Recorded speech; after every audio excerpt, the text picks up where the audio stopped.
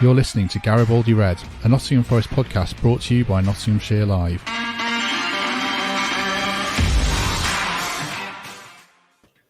Hello, good morning, welcome to Garibaldi Red for what is basically a lightning round podcast when it comes to everything that's happening at Nottingham Forest this morning. We're going to blitz through loads and loads of stuff in the next 30 minutes or so, from Brennan's contract, a new signing, well, a couple of new signings probably, a departure and a kit. So to discuss that, I'm joined first of all by Clarke. Michael Temple. Hello, Temps, how are you? Morning, MD. Really good, mate. You've got a busy morning.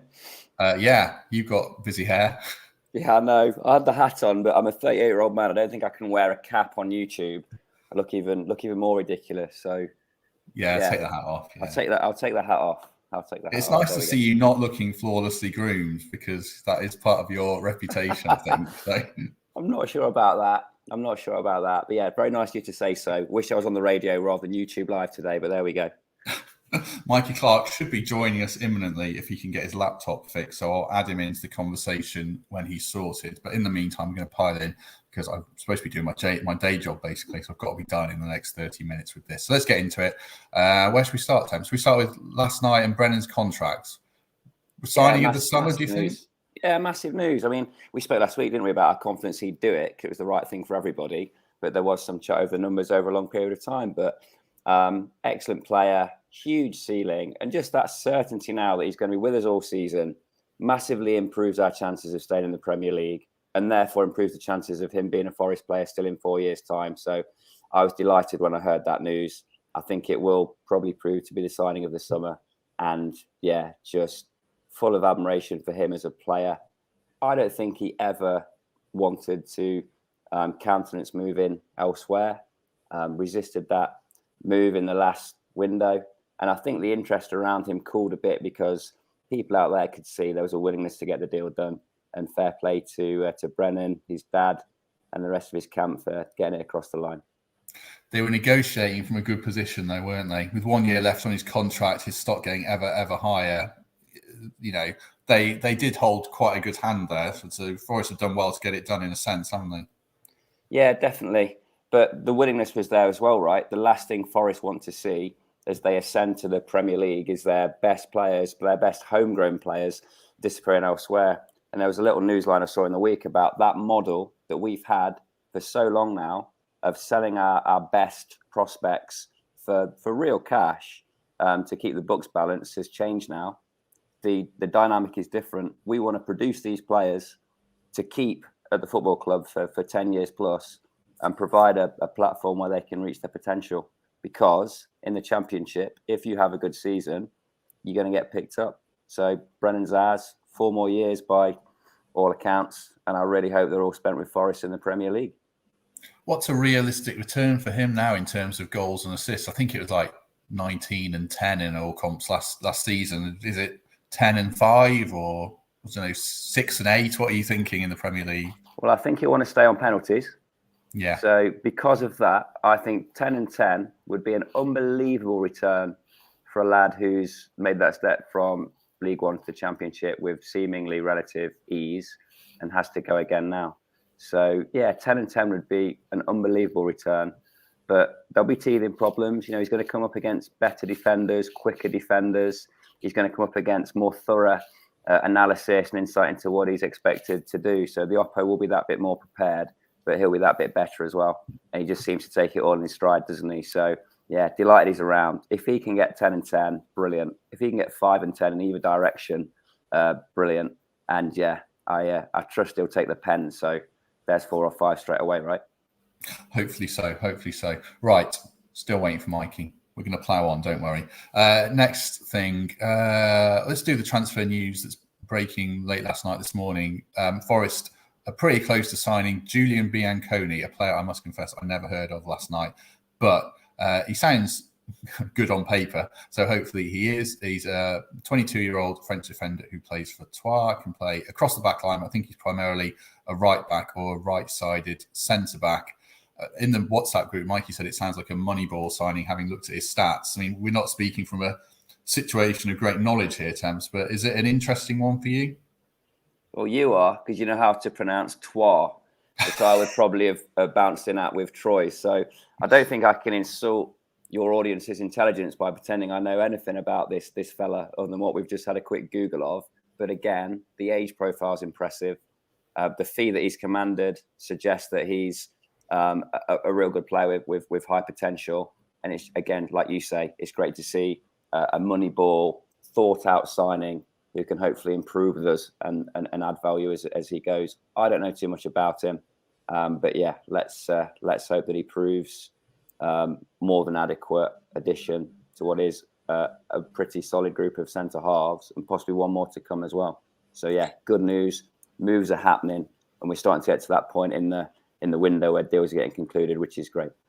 We're seeing the kind of the sliding doors now, the playoff final, aren't we? I mean, we'll come on to Toffolo in a minute, but Henderson's going to sign. Brennan signed his new contract. We wouldn't be signing, I doubt it, BIANCONE without being in the Premier League.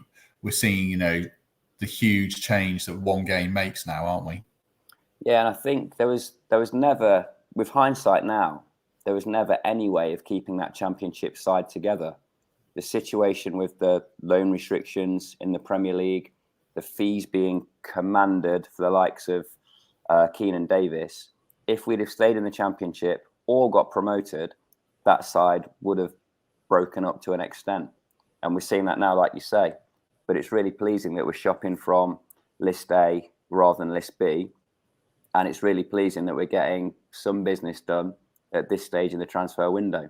So exciting times, and we'll get on to Dean Henderson and one or two others, but these names would not be coming to Forest if we hadn't have got promoted. So yeah, there for the grace of God, right? We've just got to enjoy it, embrace it, and get these fellas integrated straight away. And obviously, really sticking it to Huddersfield fans now, having beaten them in the final, we're going to take their best left back as well in Harry Toffolo. I think reported fee of 2.5 million because he's only got a year left on his contract. I mean, that feels like a really sensible signing. I think he's 27. He's in the prime of his career. He's come through the leagues with like Lincoln and climbed the ladder. So Forest, they have to balance, young profile from abroad with experience with English players who've got a point to prove as well. It feels like a good mix, doesn't it? Yeah, and compare and contrast those fortunes, Matt. Huddersfield and Nottingham Forest. We're now nipping in and, poaching is the wrong word, but hoovering up their best talent at bargain basement prices because of the status that we've gained in that Championship playoff final. So yeah, really good signing. Is he a top end Premier League player? No, but he's an important addition to the squad. Potential alternative to Max Lowe if that Olympiacos rumor is true. So yeah, I'm pleased to see him, and I'm sure Forest fans will embrace him pretty quickly. And that bitterness between the Huddersfield fans have for Forest grows and grows by the day. The Max Lowe rumour is true. That's an interesting deal with Zinchenko going as well. Someone rang me yesterday and suggested, which I think is an interesting theory and probably a good one, that Olympiacos is kind of stockpiling players in the family, so to speak, that could easily alternate between clubs in January or in a year.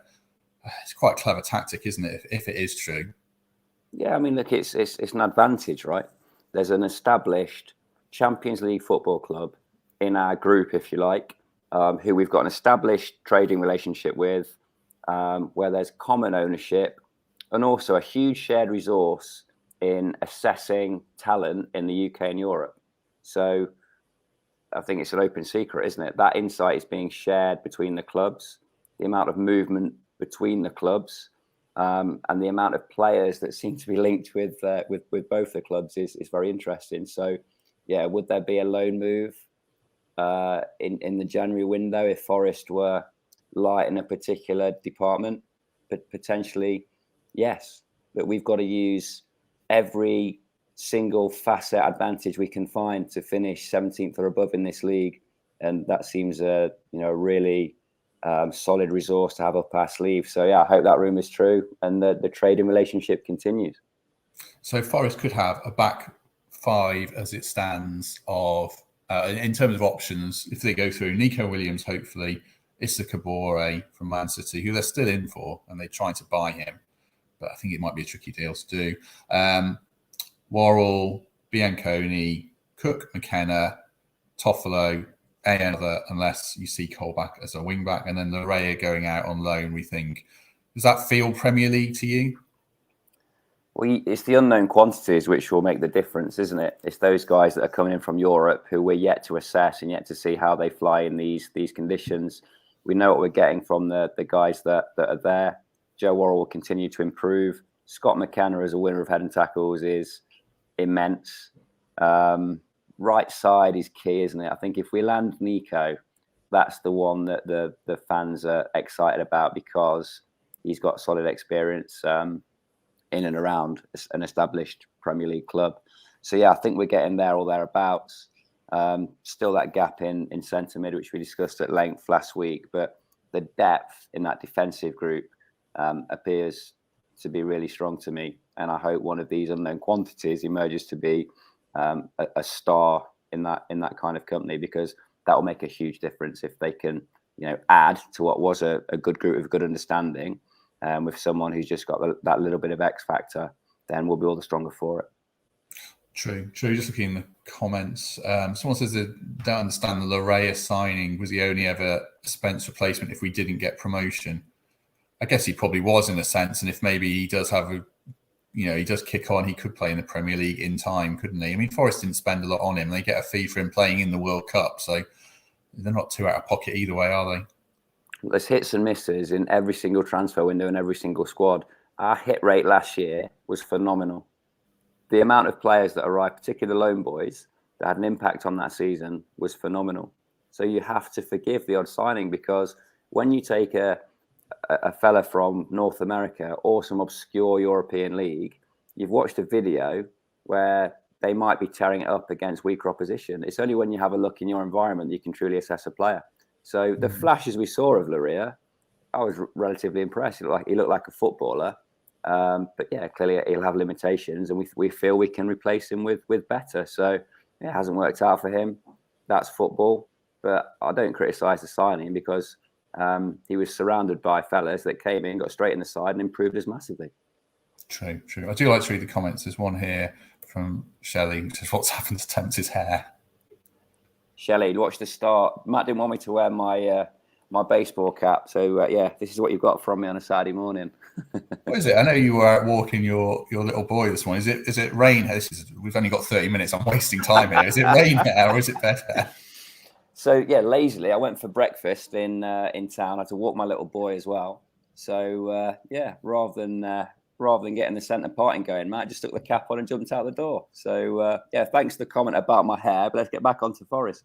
Let's get back onto Forest, yeah. You really should. Right, goalkeepers. Ethan Horvath has gone to Luton, and Dean Henderson's basically a done deal. It's going to happen. We're just waiting for Forest to announce it. So we're going to talk in terms that he is a Forest player, unless a meteor hits the earth in the next 24 hours. So let's talk as if it's a done deal in that sense. Horvath is done officially. A sensible move, isn't it, Temps? Well, he's got a World Cup coming up and he wants to get in America's squad. Yeah, he doesn't want to be backup keeper, and nor should he.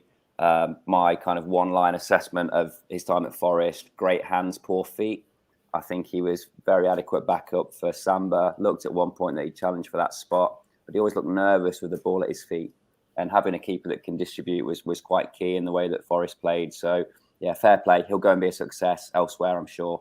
And we're getting a massive upgrade through the door later today. Yeah, Henderson, we've spoken ad nauseum about Brice Samba going back to France kind of imminently. Let's add Mikey in. Better late than never for the next 15 minutes. Mikey.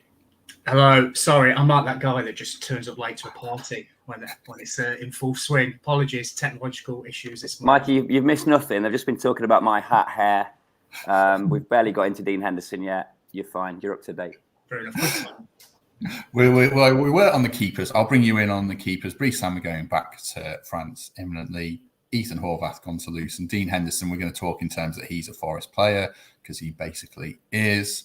And then probably Wayne Hennessy coming in as the backup. I've seen that reported, and it sounds like a sensible move.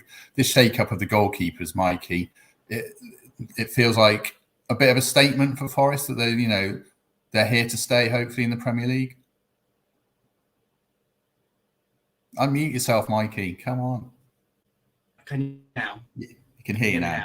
Yeah. I'll boot you out again. Yeah, you might have to if the technological issue is still going. Yes, I think so.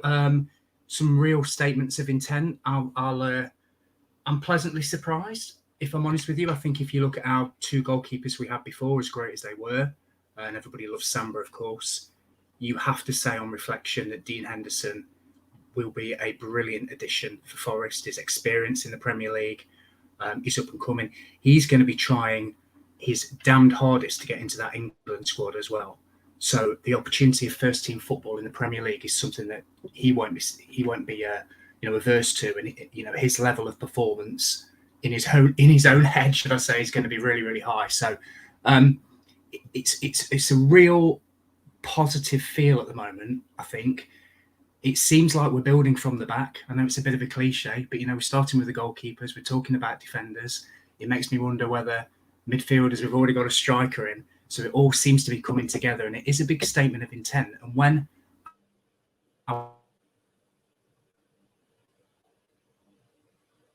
he's paused, having a nightmare. Yeah, I agree with everything he said. It is a statement of intent, isn't it? He's back. It is a statement of intent. It's a Premier League ready keeper. He's already finished 9th in this division, and he's a quality addition. And yeah, as I said, we've done lots, answered this question several times, haven't we? Got to move on from Samba now. We've moved on from Horvath now. This fella is next level, and we're going to be a better side for having him. True. There's no loan, there's no option in the loan in the end after all those negotiations. I've asked Temps this before. So, Mikey, does it bother you that there's no loan? Does it affect Henderson's motivation or Forest prospects at all? I don't think so. I mean, ideally, it would have been lovely, wouldn't it? If he has a great season, I don't know how long De Gea is going to stay at Man United. It would have been wonderful if we had that first option and everything went according to plan and then he made the permanent move. But you never know what's going to happen. He could really enjoy it here. He could break into that England team and England squad, and he might want to stay. Man United have got a new manager. Who's to say that Ten Hag's not going to bring in another goalkeeper, and he might find himself third or fourth down the pecking order. So, he's here for the season. It suits both parties. And if at the end of the season, or even in January, you never know, there's a desire there to take that next step and to make it permanent, and it suits all parties, then why not? You can't complain when somebody of that caliber goes through the door, even if you've only maybe got him for a short period of time. I mean, look at Jed Spence. He came across for a season and made a huge difference. So let's hope Dean Henderson can make the same difference, but obviously in a different position. True. Last couple on transfers before we just talk about the kit for 5 or 10 minutes at the end. How many more do they need? Probably starting midfield, Temps. Is it 2 central midfielders, maybe even 3? I don't know. How do you see it? Yeah, that's the key for me. Central midfield. I think the depth has emerged now, hasn't it, in defence, and it wasn't an issue for us last year. Finding someone to replace Spence is key there. Sounds like we're making good progress. As I said before, beyond Gibbs-White, I don't think we've yet heard the name of the other midfielder who's going to come through this door and be a starter every single week. I think we need it. It's the area where I think we're perhaps a little bit exposed, both in terms of quality and depth. I really want Yatesy to have a good Premier League season. I'd be delighted if he can find his feet quickly and have an impact on the side. Him plus Gibbs-White plus another would be the ideal for me. So yeah, desperate to see news of another central midfielder coming through the door. Yeah, I think Joe Aribo is the only incredible name that I've seen that would make sense from Rangers. I mean, Mikey, do you think there's a scenario maybe even now where they can buy Garner? Forest are genuinely going for it, and United are having this big shake-up in midfield if they get De Jong from Barcelona. Is there maybe a deal to be done there, or do you think Forest have just moved on from Garner and they're looking completely in different areas now? Yeah, I think at this point in time, we've probably moved on. But like I said before, you don't know what's going to happen. So Garner's now at a stage where he's had, 3 championship loans, is Watford, and then obviously two times to us. He needs to test himself in the Premier League. He's at that age now where he thinks he can cut it, and he probably can at a certain level there. But again, it just depends on Manchester United. They're going to invest heavily with this new manager. So he may not be part of the plan. It depends on pre-season. I believe he's not even met him yet. So I think it's a case of let's just see what happens. What might be really, really interesting is because of the break this season with the World Cup, the season's almost truncated into sort of 2 or 3 parts, whereas before you just had the January transfer window, and wherever you were, you either overspent or maybe underspent. Now it's going to be a bit different because we've got a lot of games before that November break. It may be that there could be an opportunity to go back for players like James Garner after the World Cup if it's quite evident that he's not going to feature in this Manchester United team. So it's probably one that I wouldn't give up on, but I think I can't see him coming here before the World Cup, if I'm honest. But if he does come, I think it might be a permanent because he's not been able to force his way in there. But we'll just have to see what happens. Let's throw a couple of quick comments in. It's a good one from Richard here, I think, about defensive midfielders. I think Forest are going to need someone.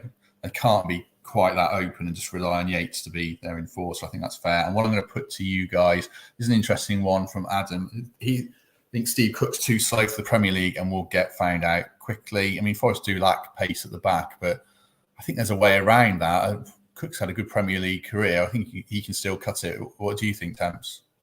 Yeah, Steve Cook will get minutes this season. I think he's going to have to fight for his place with these new boys that are coming in. I think Worrell and McKenna are the ones that are inked in. But look, he'll know that. He'll know that depth is required. We saw last year that there were times when Figueiredo stepped in and did commendably well. So it's unrealistic for last season's back three to play every single game this year. So if Cook's scrapping for his place and gets it on merit, fair. If he finds himself warming the bench a little bit, it's because we brought in a better player.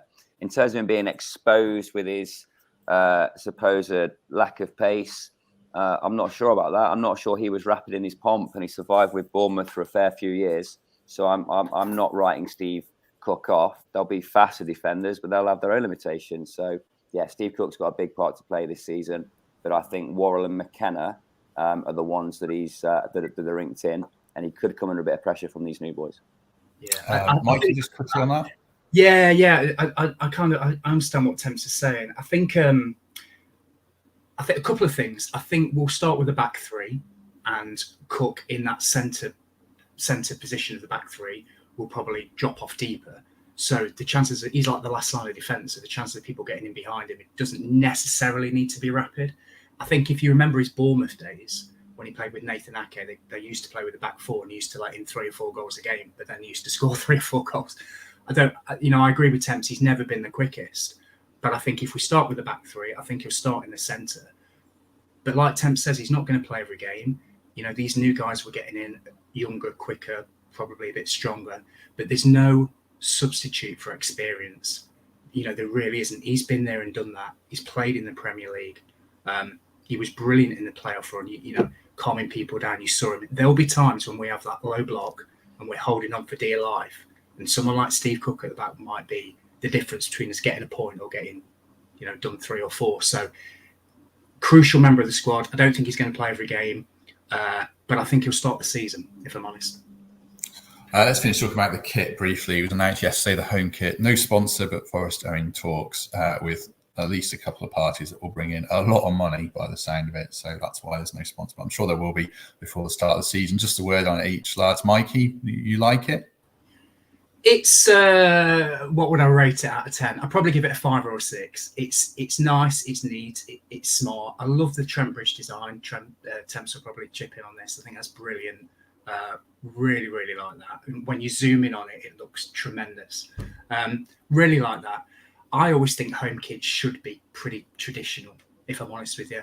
I think you've got your creativity when you get to your second and your third kit should be a bit mad. So I think in terms of the home kit, it's pretty much what I was expecting. It's all right. My wife's just bought it, so it can't be that bad. Temps, what's your verdict on it? Yeah, look, it's got a Premier League badge on the arm, so take my money. Medium, please. Very true, very true. I'm sure they'll release an away kit and a mad third kit very soon, but a kit's a kit to me. I think the kits are made by the memories of the games, like we saw with the third kit last season. No one really liked it until they won at Bristol City and just won every game, at Barnsley as well. Now everyone loves it, and it's going to be one of those cult ones like that mad Labatt's one from the mid-90s that was yellow and black. So it's fine for me.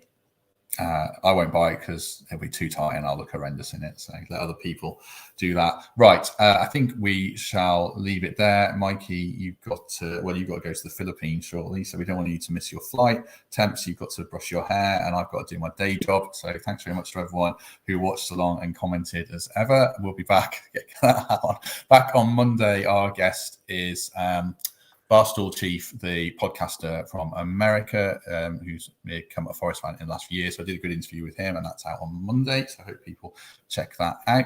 Temps, thank you very much. Pleasure, Matt. Let's look out for a little keeper announcement later on this morning, shall we? Hopefully so. Mikey, thank you belatedly. Yeah, thank you. If you can send somebody to sort my Wi-Fi out whilst I'm away, that'd be much appreciated. But thanks, guys. Yes, don't burgle Mikey. There are people in his house, so don't worry about that. Right, thanks very much, everyone. We'll be back on Monday, and we'll see you soon.